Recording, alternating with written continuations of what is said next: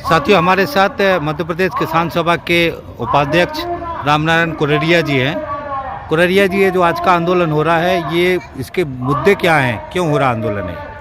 आज का जो आंदोलन हो रहा है, जैसा कि हम और आप जानते हैं कि 26 नवंबर 2020 को हिंदुस्तान के मजदूर और किसानों के द्वारा तीनों कृषि काले कानून के खिलाफ, श्रम विरोधी मजदूर कानून के खिलाफ हिंदुस्तान का मजदूर और किसान दिल्ली की ओर कूच किया। 6 बॉर्डरों पर पुलिस ने दिल्ली में जाने से किसानों को रोका। और आज जो हम लोग ये आंदोलन कर रहे हैं, तो हम और आप जानते हैं कि 26 नवंबर 2020 से आंदोलन की शुरुआत हुई। आज 26 नवंबर 2022 है, आंदोलन की दूसरी वर्षगांठ है। ये आंदोलन में पूरे हिंदुस्तान का अन्नदाता किसान, जो दूसरों के पेट भरने के लिए अनाज पैदा करता है, उस अन्नदाता किसान के 714 किसानों ने अपने प्राणों का बलिदान दिया। 50,000 से ज़्यादा किसानों के ऊपर फर्जी मुकदमे लगाए गए और 385 दिन तक ये आंदोलन चला। आंदोलन के दबाव के चलते 19 नवंबर 2021 को हिंदुस्तान की नरेंद्र मोदी की सरकार ने लिखित तौर पर संयुक्त मोर्चे को पत्र दिया कि किसानों के जो तीनों कृषि विरोधी काले कानून हैं, एक काले कानून को हम वापस लेंगे।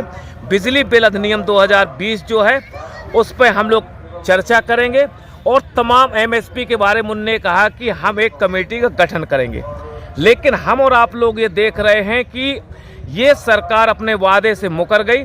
और आज हमारी जो मुख्य मांगें ये हैं कि डॉक्टर स्वामीनाथन आयोग की जो सिफारिश है, जिसमें ये कहा गया है कि किसानों की जो फसल का जो दाम है वो C2 फार्मूला के तहत तय किया जाए और उसमें लागत का 1.5 गुना मूल्य तय हो। कानून में एक लाइन लिख दी जाए कि जो भी एमएसपी सरकार घोषित करेगी, उस एमएसपी पे खरीदने की गारंटी होना चाहिए। चाहे फिर किसान मंडी में बेचे या किसान घर में बेचे, न्यूनतम समर्थन मूल्य से कम पे अगर किसानों की फसल का भुगतान होगा तो उसके ऊपर आपराधिक मुकदमा व्यापारियों के ऊपर कायम होगा। हमारी ये मांग है। जैसा कि हम और आप जानते हैं कि हमारे देश का जो किसान, जो अन्नदाता है, जो दूसरों के पेट भरने के लिए अनाज पैदा करता है, आज हमारे यहाँ पे एक कर्मचारी है जो रिटायरमेंट होने के लिए सरकार उनके परिवारों की देख रेख के लिए, उनके भविष्य को दृष्टिगत रखते हुए उनको पेंशन देती है। लेकिन एक अन्नदाता किसान जो जिंदगी भर दूसरों के लिए अनाज पैदा करता है, शारीरिक तौर पर जब शिथिल हो जाता है, उसको सरकार की तरफ से कोई पेंशन नहीं है। पूरे देश के अंदर जो पेंशन देते हैं, निराश्रित पेंशन देते हैं, विधवा पेंशन देते हैं, सामाजिक अलग अलग केस की जो पेंशन है, कहीं 600 कहीं 1000 रुपया पेंशन दी जाती है। हमारी मांग ये है कि हमारे देश के अंदर जो मध्यम किसान है, सीमांत किसान है और किसान के खेत में काम करने वाला जो श्रमिक है, इनको न्यूनतम 5000 रुपया महीने की मासिक पेंशन मिलना चाहिए। जैसा कि हम लोग कहते हैं, नारा लगाते हैं जय जवान और जय किसान की, हम जब बात करते हैं, हमारे देश का जवान सरहद की रक्षा करते हुए जब शहीद होता है, उसको शहीद का दर्जा दिया जाता है। लेकिन दूसरी तरफ हमारे देश का अन्नदाता जो जिंदगी भर दूसरों को पेट भरने के लिए अनाज पैदा किया, इस आंदोलन में 714 किसानों ने शहादत दी। आज मरने वाले जो किसान है, किसी का भाई था, किसी का सुहाग था, किसी का बेटा था। आज जिनके परिवार के लोगों ने शहादत दी, आज हमारी मांग ये है कि सरकार उनके परिवार के सदस्यों को मुआवजा दे, उनके परिवार के सदस्यों को नौकरी मिलना चाहिए और उन किसानों को शहीद का दर्जा देना चाहिए। और हमारे देश के अंदर इस आंदोलन में 50,000 से ज़्यादा किसानों के ऊपर जो फर्जी मुकदमे लगे हैं, इन फर्जी मुकदमों की वापसी होना चाहिए। और हमारे देश के अंदर जो समय समय पर जो प्राकृतिक आपदाएं आती हैं, उन प्राकृतिक आपदाओं से पीड़ित जो किसान हैं, उनको निर्धारित समय सीमा के अंदर फसल बीमा योजना का लाभ मिलना चाहिए। ये हमारे राष्ट्रीय स्तर पर किसानों के जो मुद्दे हैं। मध्य प्रदेश के संदर्भ में जहाँ तक हम चर्चा करना चाहते हैं, तो हम लोग ये जानते हैं कि मध्य प्रदेश के अंदर हमारे प्रदेश की जो सरकार है, पूंजी जमीन की जो लूट है, किसानों की जमीन की लूट का खेल चल रहा। चाहे वन जंगल की जमीन का सवाल हो, चाहे राजस्व विभाग की जमीन का सवाल हो, चाहे किसानों की निजी भूमि का सवाल हो, औद्योगिक विकास के नाम पर सरकार जमीन की लूट कर रही है। और हमारे देश के अंदर भूमि अधिग्रहण कानून जो 2013 है, उस पर अमल न करते हुए सरकार पूंजीपतियों को जमीन लूट के लिए पूरी छूट दे रही है। और ये सरकार किसानों की जमीन की लूट करेगी, पूंजीपतियों को छूट देगी और मध्य प्रदेश की जनता को झूठ बोलती है। तो लूट, झूठ और छूट वाला जो नारा है ये बंद करना चाहिए सरकार को। और मध्य प्रदेश के अंदर जो हम देखते हैं कि हमारे प्रदेश का मुख्यमंत्री जो लगातार कभी भावांतर योजना की बात करेगा, कभी किसानों को फसल बीमा की बात करेगा, कभी किसानों को MSP में खरीदी की बात करेगा।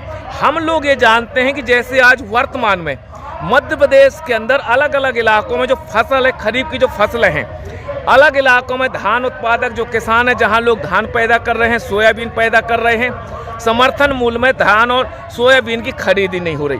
भिंड, मुरैना, ग्वालियर वाला जो इलाका है जहां बाजरा उत्पादक जो किसान है, सरकार जो MSP घोषित करती है, समर्थन मूल्य पे खरीदी नहीं हो रही है। और यहाँ तक ये देखा जा रहा है कि किसानों को भुगतान जो है 2-2, 3-3 महीने से भुगतान नहीं होता है। इसलिए किसान मजबूरी में आकर के पैसा किसान को आज चाहिए। उसको मालूम है कि अगर हम सरकारी मंडी में अगर बेचेंगे उसका भुगतान 1 महीने 2 महीने बाद होगा, कब पैसा खाते में आएगा। तो किसान मजबूरी में आकर के जो दलाल हैं, जो बिचौलिए हैं, इन बिचौलियों को MSP से कम कीमत पे किसान अपनी फसल को बेचने के लिए बाध्य होता है। दूसरा, हम लोग ये देखते हैं कि एक तरफ सरकार ये नारा देती है कि हम किसानों के तमाम तरह के हम कर्जे माफ़ कर रहे हैं। कर्जे माफ़ नहीं हो रहे, हो ये रहा है कि जो किसान अपनी फसल अगर मंडी में बेचता है, किसान अपनी फसल को अगर सोसाइटियों के अंदर बेचता है और जब पैसे का भुगतान उनके खाते में आता है तो सहकारी समितियां, बैंकें जो हैं किसानों के पैसा काट लेती हैं कर्ज का। इसलिए हम लोग देख रहे हैं कि किसानों के ऊपर दोनों तरीके से हमला हो रहा है।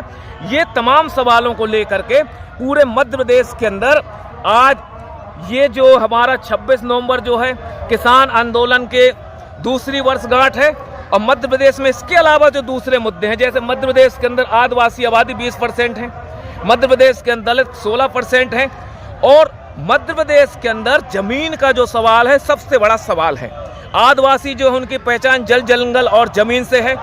आदिवासियों के आज हम देख रहे हैं मध्य प्रदेश के अंदर, चाहे शिवराज सिंह चौहान हो, चाहे राहुल गांधी हो, जैसे जैसे चुनाव करीब आ रहा है तो ये जो यात्राएं निकाल रहे हैं, टंटिया मामा के नाम पे, बिरसा मुंडा के नाम पे जो जयंतियां मनाई जा रही हैं और जिस तरीके से आदिवासियों की भावनाओं के साथ खेला जा रहा है, अगर इनको आदिवासियों की वास्तव में अगर इनको चिंता है तो मध्य प्रदेश की जो मूल आबादी है हमारे देश की आदिवासी की पहचान जल, जंगल और जमीन से है। और आदिवासियों का जंगल की जमीनों पर जो कब्जा है, वन अधिकार कानून पे अमल होना चाहिए। आदिवासियों को जंगल जमीन के पट्टा देना चाहिए, बेदखली पर रोक लगाई जाना चाहिए, विस्थापन के पहले पुनर्वास होना चाहिए। ये मध्य प्रदेश के जो सवाल हैं, आने वाले समय में हम संयुक्त किसान मोर्चे की तरफ से, मध्य प्रदेश किसान सभा की तरफ से, आदिवासी एकता महासभा की तरफ से इन तमाम मुद्दों को लेकर के अभियान चलाएंगे और नतीजा परक संघर्ष करेंगे। यही हमारे मुख्य मुद्दे हैं।